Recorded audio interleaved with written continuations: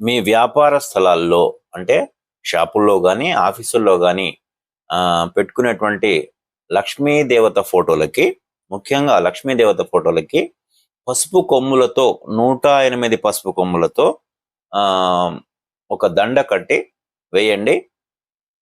ఖచ్చితంగా మీకు శుభం జరుగుతుంది. అంటే అది కూడా ఎన్ని రోజులు ఉంచాలంటే బాగా ఎండిపోయి పాడైపోయేంత వరకు ఉంచుకోవచ్చు. కానీ పాడైపోయిన తర్వాత మళ్ళీ ఖచ్చితంగా రిప్లేస్ చేయాలి.